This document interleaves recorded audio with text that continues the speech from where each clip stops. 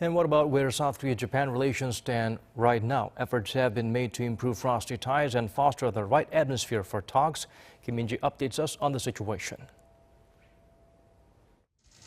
Hopes were high that the Christmas Eve summit between President Moon Jae-in and Japanese Prime Minister Shinzo Abe would provide much-needed momentum for the two sides to patch up their brittle relationship. Despite their differences over history and trade, the two leaders agreed to meet more often and not leave the situation unaddressed.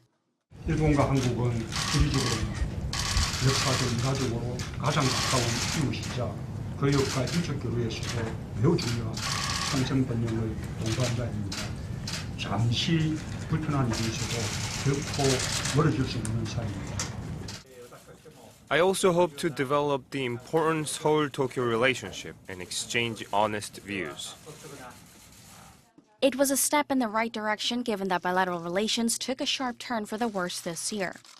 Japan stripped South Korea of its preferential treatment and export procedures, on top of imposing tougher restrictions on the export of 3 high-tech materials.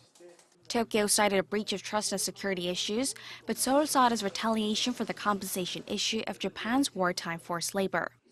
South Korea hit back by taking Japan off its own trade whitelist and decided to withdraw from a joint military intel sharing pact known as GSOMIA. But there were efforts along the way to build bridges. South Korea's Prime Minister Lee Na-kyun visited Tokyo to attend the enthronement ceremony of the new Japanese emperor, while Moon and Abe had brief talks on the sidelines of the ASEAN meeting in Bangkok. Such events, coupled with behind-the-scenes diplomacy, bore fruit. 6 hours before GSOMIA was set to expire, South Korea decided to conditionally put off its decision to withdraw, with Japan agreeing to resume talks over their trade dispute.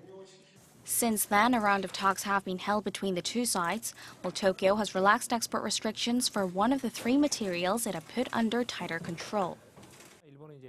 It's a positive sign that the two sides have started to talk, but the trade issue will take some time to solve, and to put Seoul back on Tokyo's trade whitelist will require the approval of Japan's cabinet. That said, South Korea will also put GSOMIA back on the table. But even if progress is made on that front, experts say the key will be whether they can find a fundamental solution to their historical dispute that's acceptable to both governments and the victims. Kim Min-ji, Arirang News.